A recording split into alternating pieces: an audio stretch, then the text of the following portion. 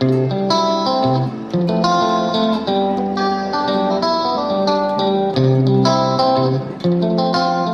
everyone, welcome back to the class. This is Ma'am Helena again. I'm greeting you from my desk at home. We are now doing work from home and study from home because of the coronavirus. I hope all of you are healthy and happy and you are ready to start today's class. I will be doing some discussion about being a translator, because the aim of this class is actually to prepare you or to give you a glimpse or a peek at what a translator work will be. So I will be presenting something, and I hope you will listen to it and understand it. And by the way, I'm doing this from home, and I'm working alongside with my daughter, who is doing her study from home, learn from home.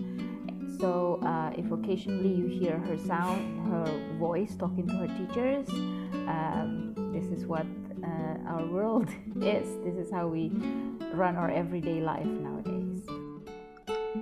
Okay, so I call my presentation "So You Think You Can Translate?" because so many of you think that you know English and then you can be a translator. I mean, it's nothing wrong with that, but you do need to know that being a translator is more than just being able to transfer one language to the other. So I'm making this presentation with the idea that one day one of my students will probably become a translator. Also, I have already presented this on a webinar conducted by Pusat Studi Bahasa Unpati. So if you have ever followed a webinar on translation and interpretation, you probably have heard this, but I'll probably add a little bit more here and there. My presentation will be done in both English and Bahasa Indonesia. I will mix and match, to make sure that you all get the understanding of this. So, how to start your career as a translator? Let me share you a little bit about my translator and interpreter journey. I started my career in 2000, the year of 2000. I don't know if any of you have already been born or not. I hope you have, because if you haven't, I feel ancient. And I think, my first year at the university, and it was conflict time. It was Ambon conflict time, and there were so many international NGOs. One of my colleagues offered me a job as a translator and interpreter. It was a long story, but long story short, I have never had any experience of being a translator or interpreter. I've never done that before. But the company, the international NGO, which is Mercy Corps International, would love to give me an opportunity, and through them, I learned a lot of things. So I have never had any official training as a translator or interpreter, but I learned on the job. After and in between, I worked with Mercy Corps International and also many other international NGO that was working in Ambon, like Save the Children, IMF, MSF, Medicine Sans Frontières, many of the UN body, UNDP, UNICEF, the one that is here. I work mainly as a translator and interpreter. In between that, I also got an opportunity to work as an expat in East Timor after their independence from Indonesia.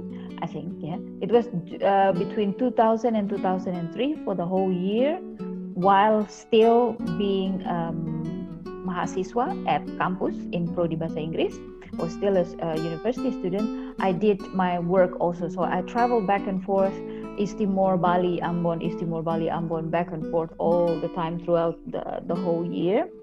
It was really fun. You got paid in dollar.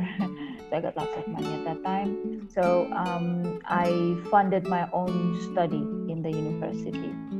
And then I also worked as the Young Ambassador for Peace between 2001 to 2009. And I work not only as a translator and interpreter, I was also the country co-director at that time. So we are running a branch in Young Ambassador for Peace International, but Ambon branch.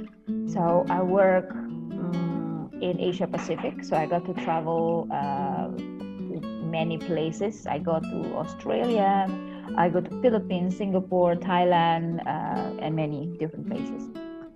And then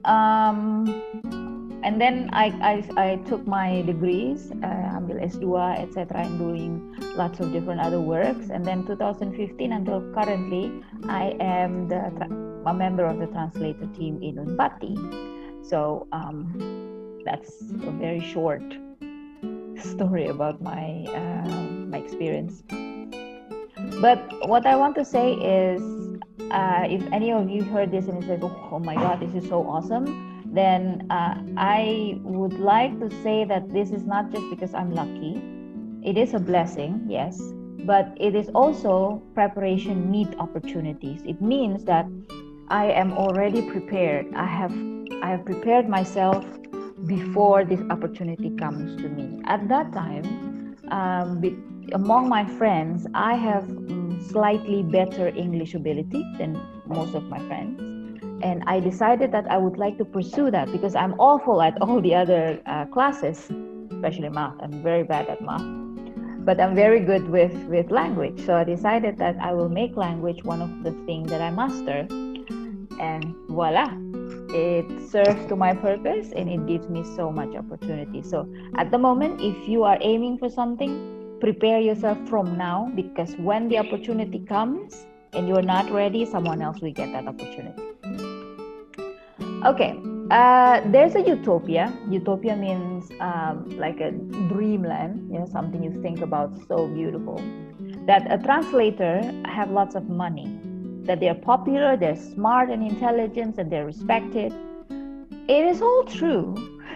This is all true. But it happens, all this, or a translator get lots of money, popular, smart, intelligent, respected, etc., because money comes with hard work.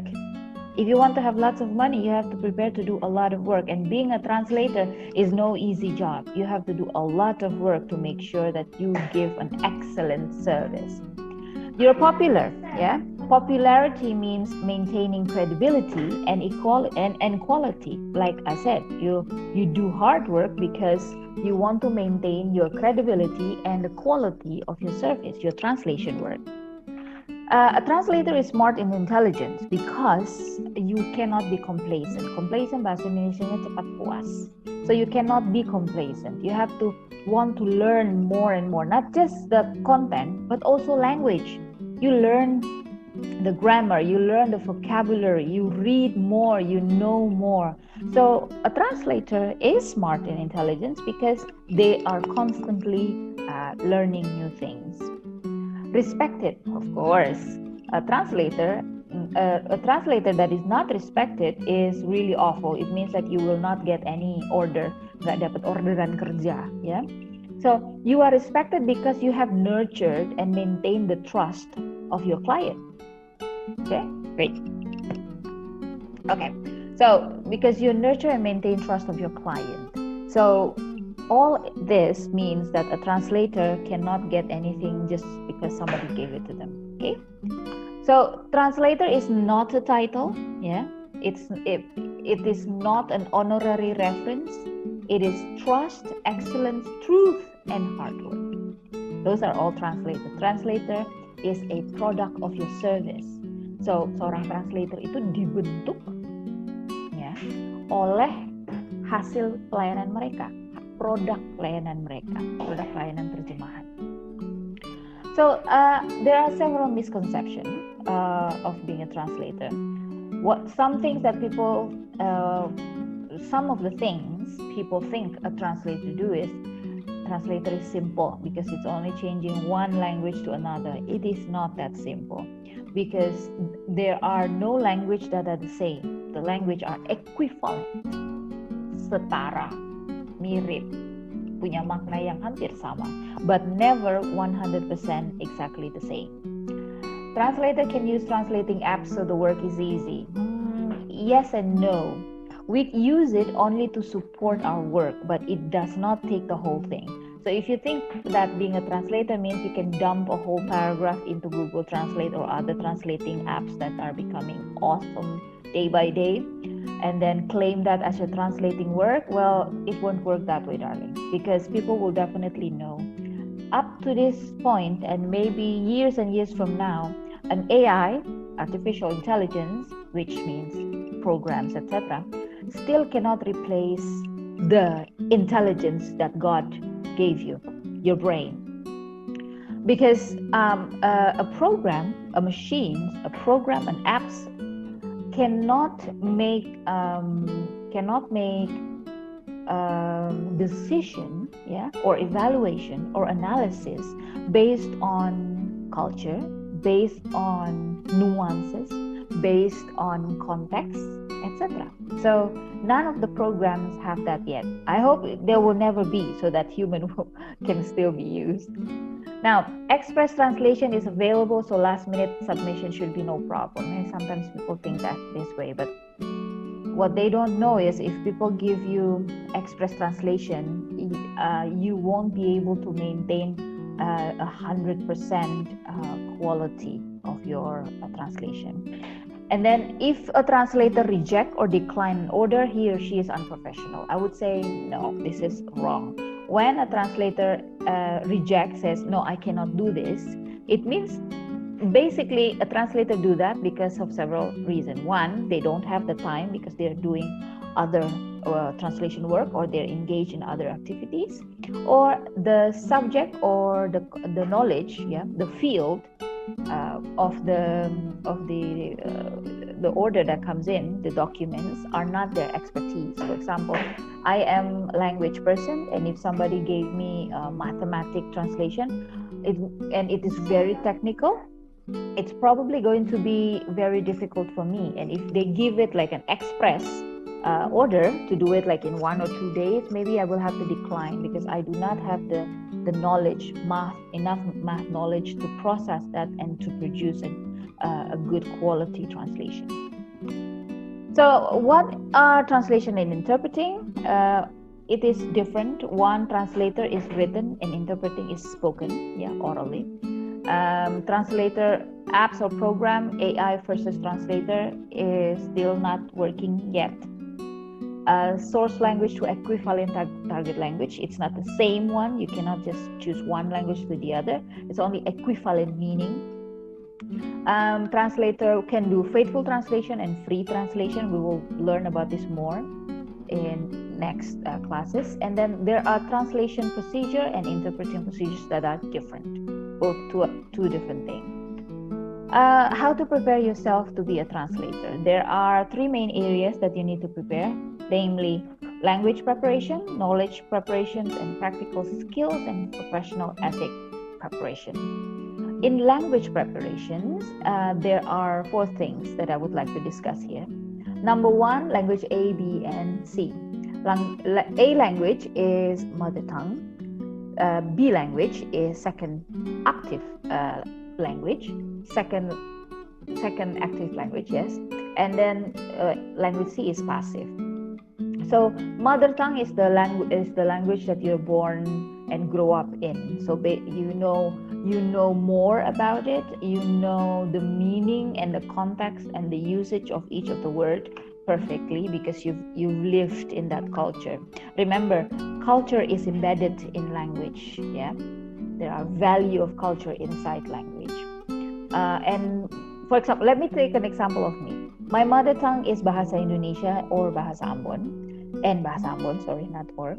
And my second active language, or my B language, is English, because that is the foreign language that I am most fluent and have more knowledge about.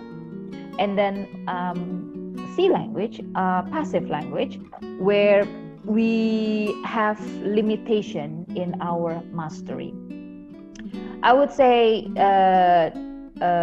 Dutch is my C language because I'm very passive. When I hear people speaking Dutch, I understand.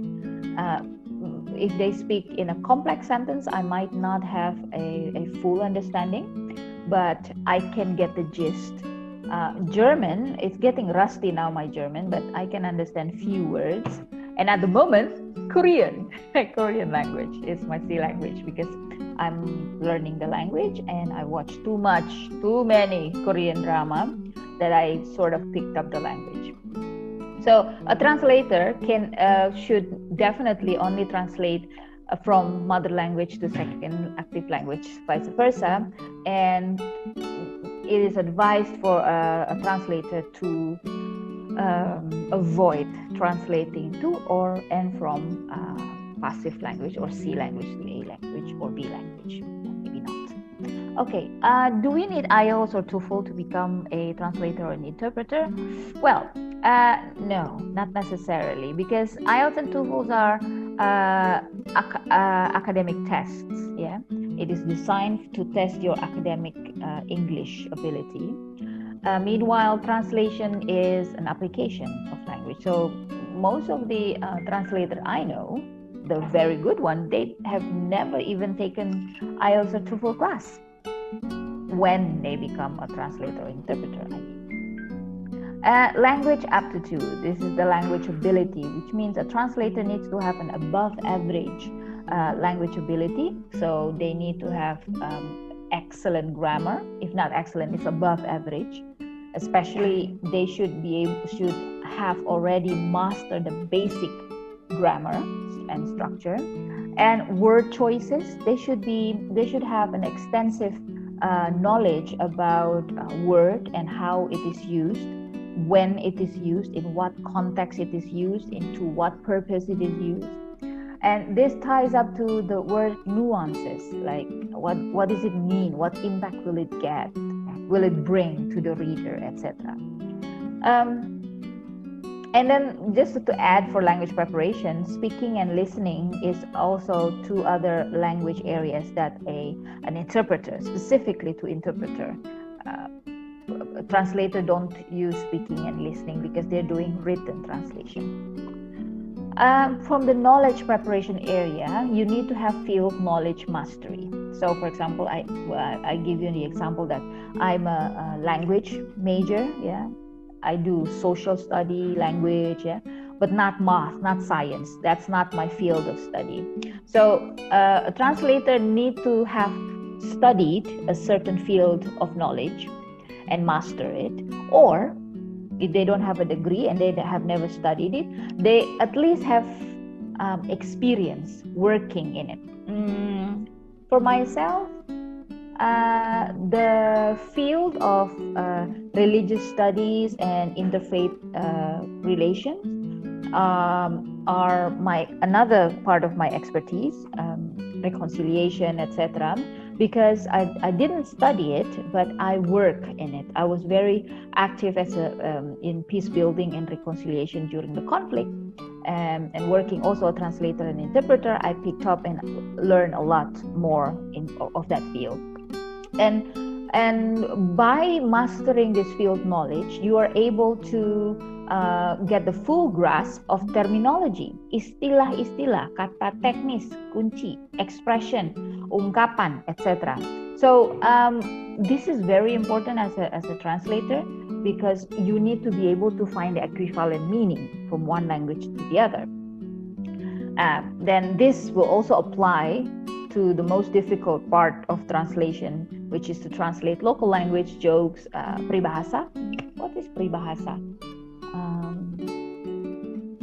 Oh my goodness, peribahasa just sort of escaped my brain. Tanya, what is peribahasa? Peribahasa? In English? I think that means the native language. Yeah, she tried.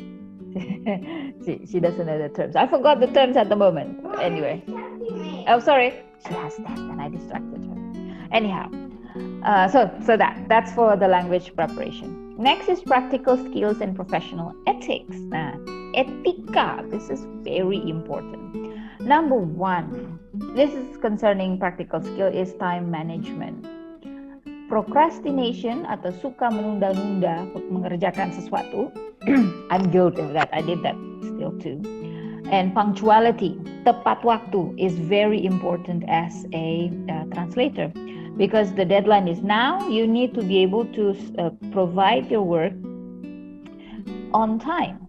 So, like I said, I'm still guilty of procrastinating as well, but try to develop strategy to avoid or to combat procrastination.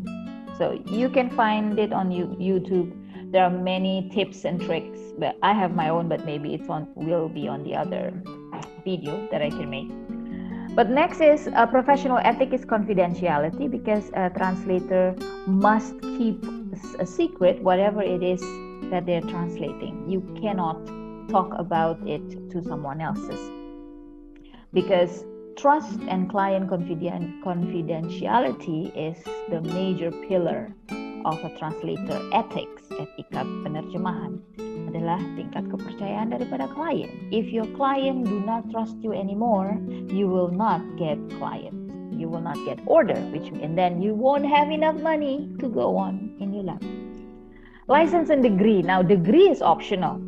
Maksud degree ini adalah kayak punya gelar sarjana penerjemahan. You don't really need that because translator can work like me. I don't have any degree in translation, but training is important. Training is important to. I've watched YouTube. I talk to several people, and that's my way of training. Yeah, I train on the job. I got feedback from my bosses who tells me what I did right and what I did wrong, and I took those feedbacks and correct myself. So I think, although I don't have an official training, those are sort of like my training, my life training. Yeah. Now, license. Do you need to have a license? Yes and no. You need a license if you're doing official translation. But if you're just doing a translation for office, etc., maybe not. You don't have to. You don't need one. The biggest challenge as a translator is yourself, because you will procrastinate. Sometimes you don't have the mood to do it, so you say, "Okay, I'm just gonna wait and do this some other time." Well, you might not. And then if you wait until the last minute, the quality of your translation will not be good. Complacency, puas diri, which means you stop learning and you think that you're already good. That's dangerous and that's arrogant. Even I still want to learn. I keep learning and learning, because learning is a lifetime journey. Yeah, arrogance. I find this many times. There are several new translators that I know who've done several good translation, but then they're boastful and they think that they're already really good. There's a saying, pride goes before a fall. Keangkuhan itu mengawali kejatuhanmu. So, not just as a translator, but in all different kind of things, don't be arrogant. Rendah hati lah. Knows that maybe now you're good, but there will be someone else who's better than you. And that someone else is probably just quiet and calm down. You don't know it. They saw you and they were like, yeah, let them have it. Now, another challenge is to say no. Sometimes if your friend asks and you know you cannot do it, but you feel like, I can't disappoint my friend or my senior or my teacher or someone, then you will say yes, but then you don't have the time, or no, you don't have the knowledge. So then your work becomes really sloppy and bad. And then remember, a translator is a product of your service, and people will know you. I think people remember your bad work more than your good work. So, always be able to say no. Know your limit. Sometimes translators don't know their limit. They think that they know it all. They're arrogant, and then they don't want to learn some more. So then they cannot say no. because it's money.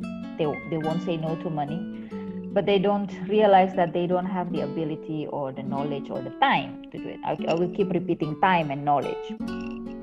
Work when no one is watching is a mark of an independent worker, professional worker, and an excellent worker, because you're constantly able to produce an excellent work without anybody watching, which means you are the one who should be your own mandor. Yeah, what's a mandor? Supervisor. Yeah, you need to motivate yourself, etc. Bahasa Indonesia, yeah, sometimes these are challenging because people bring you text for you to translate, and it's in Bahasa Indonesia, and their language, even their Bahasa Indonesia is so screwed up, like there are no titik in the whole paragraph, only commas. I think some of you, as my students, did this too, so you are also guilty of this. Yeah. Anyhow, so a bad Bahasa Indonesia can also make it difficult to translate.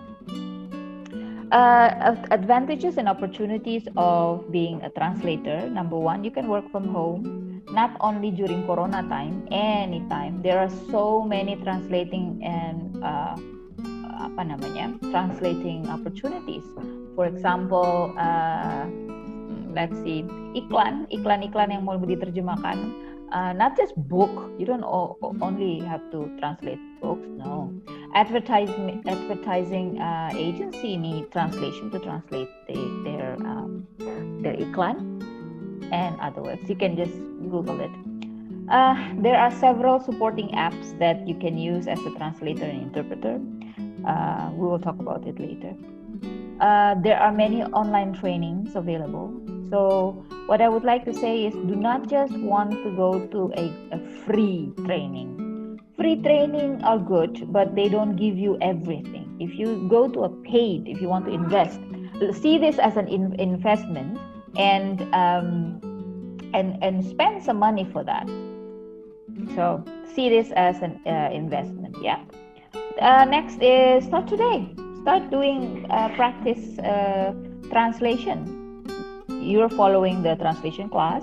Try to do good translation now, so you can get feedback, and then you will try to maybe accepting someone else's offer. Like, can you please translate this? And you do the translation, etc. Perhaps in the beginning you won't get paid, or you will get paid really little. But then if you have taken trainings and really serious, start to put a price to your service, because jangan cuma ada harga teman. That's not nice, yeah. Okay, next is upgrade to license. If you want, you can take a translator license test. It's difficult, yeah, but it's worth it. And then learn another language. At the moment, English to Bahasa Indonesia translators has so many.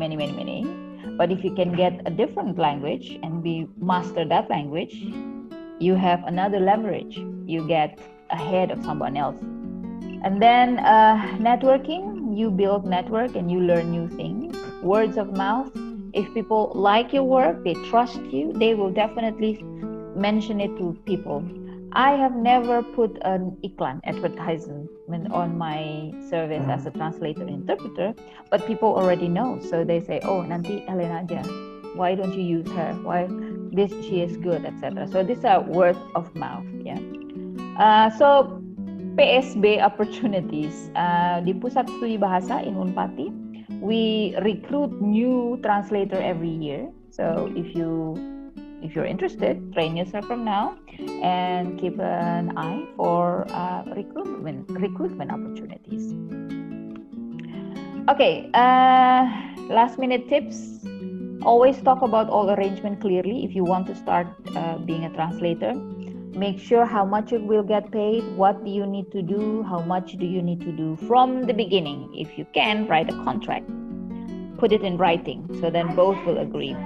And then in the beginning, you may accept low payment because we consider it as investment and also as a learning process. But as you progress, you know your worth and you need to put a price to your service. Dare to say no. Make sure if you cannot do it, say no. And then always be professional. All right? So that's it. Thank you.